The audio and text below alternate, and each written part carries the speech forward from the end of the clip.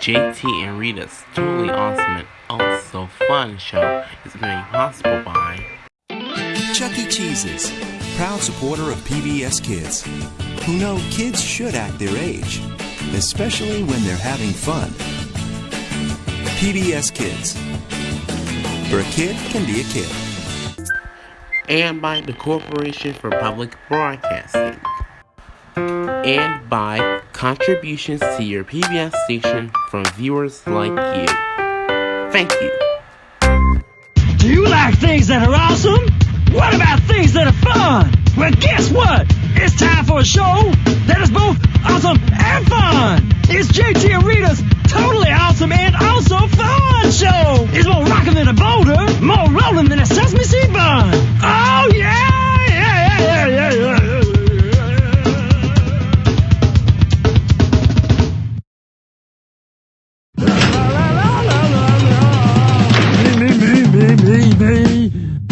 Hey, JT, you seem a little down. What's up?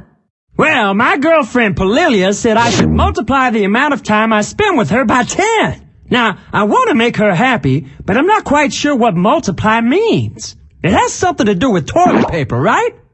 Not exactly. It might help you to think about the word multiple. It means more than one, right? Well, multiplication is sort of like doing something more than once.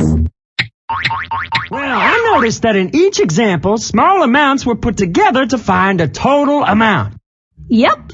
In each example, there was a repeated addition or skip counting. Both of those are just like multiplication, but multiplication is a lot faster.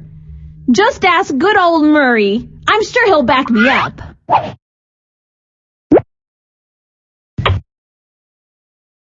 Hey guys, we're just working on those robot dancers you wanted for your stage. Neato.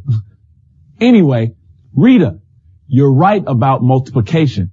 I use multiplication all the time when I'm building sets. I'll give you an example. The other day, I needed to buy some paintbrushes. At the store, I saw that each package of paintbrushes came with 3 brushes. I needed to figure out how many paintbrushes I would have if I bought 4 packages. So I multiplied 4 times 3. 4 was the number of packages or groups, and 3 was the number of brushes in each group. In multiplication, we call these two numbers factors. The first factor represents the number of groups, and the second factor represents how many are in each group. Now, multiplying 4 times 3 is the same as adding 3 4 times. 3 plus 3 plus 3 plus 3 equals 12. And if I skip count by 3s, I get the same thing. 3, 6, 9, 12. So, by multiplying 4 times 3, I know I'll get 12 paintbrushes in all. We call the answer to a multiplication problem the product. The product of 4 times 3 is 12. Uh-oh. Wonder what that was. I'd better check. See you again in a second. Thanks, Murray. So multiplication really is just like repeated addition or skip counting. In multiplication, factors are the numbers being multiplied. The first factor is the number of groups, and the second factor is how many are in each group. When you multiply the two factors together, you get the product. Make sense? Okay, so when do I use multiplication? I think Murray can explain. Oh, hey, we're removing the robot dancers' jetpacks for safety. Anyway, there are 4 common situations when multiplication will help you find the answer. One common situation is when items come in packages. Remember when JT counted the packages of juice boxes? In each package was the same amount of juice boxes, 4. Because there was the same amount in each package, we can use multiplication to find the total number of juice boxes in any given number of packages. Another common situation is when items are arranged in an array. An array is made up of rows with equal amounts of objects in each row. JT, when you set out chairs at your concert, you arranged them into an array. You could have used multiplication to find the total number of chairs. A third situation where you might use multiplication is when items come in sets. Remember how each bike JT was fixing earlier needed a set of 2 tires? Because each set has the same amount, we can use multiplication to find the total number of tires needed. Finally, if you're buying more than one of an item at the same price, you can use multiplication to find out the total cost. When JT and his friends bought the concert tickets earlier, they bought multiple tickets. Each ticket represents a group. Since each ticket cost $5, 5 was the amount in each group. We can use multiplication to find the total cost of the tickets. Speaking of costs, paying me would be helpful. FYI. See ya. Thanks, Murray. So there are 4 common situations when multiplication would be a good strategy for finding the total. When items come in packages, when items are arranged in an array, when items come in sets, and when you are buying more than one of an item. All of these situations involve finding a total when groups of the same amount are combined. Make sense? On each example to learn how it relates to multiplication. Be thinking about what all of these examples have in common. Okay, so the other day, JT was replacing the tires on 3 bicycles for some of the neighborhood kids. Before he could get started, he needed to find out how many new tires he needed in all. First, he counted the number of bikes. There were 3. He then realized that each bike needed 2 tires. So to figure out the total number of tires, he skip counted by 2s 3 times. 2, 4, 6. But what JT didn't realize was 3 groups of 2 is the same as 3 times 2. He could have just multiplied 3 times 2 to get 6. Both strategies let JT find the total number of tires he needed, but one's a lot faster.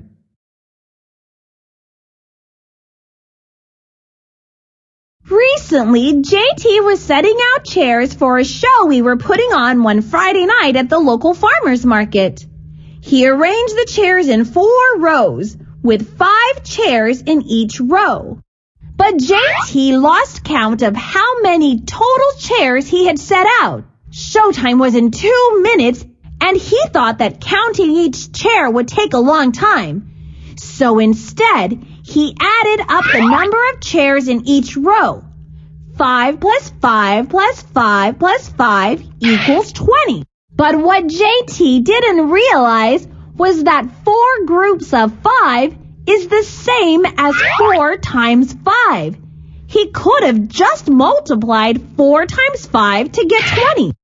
Both strategies let JT find the total number of chairs he had put out, but one's a lot easier. Also, he should have checked when the farmer's market was open before doing all that work. It's not open on Friday nights.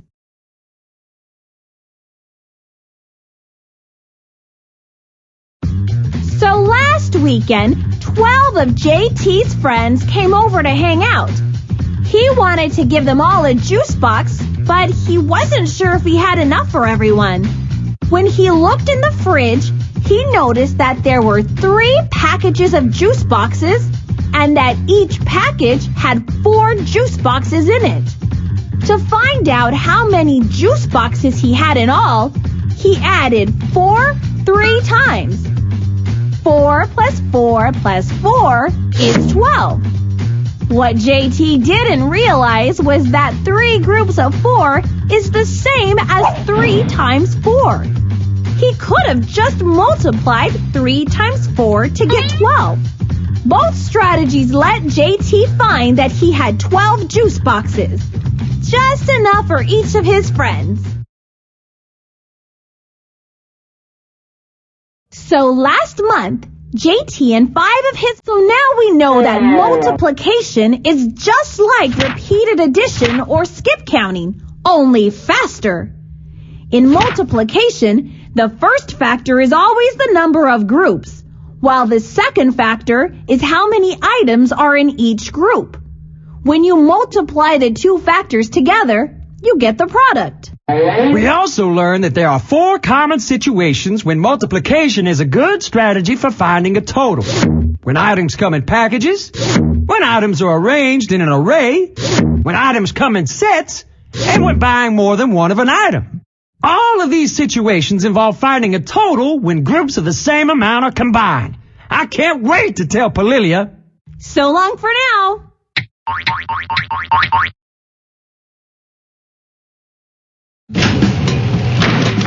See you next time!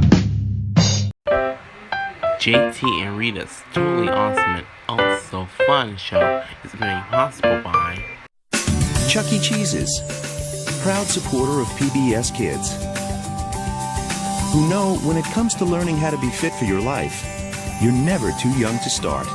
PBS Kids, where a kid can be a kid. and by the Corporation for Public Broadcasting, and by contributions to your PBS station from viewers like you. Thank you.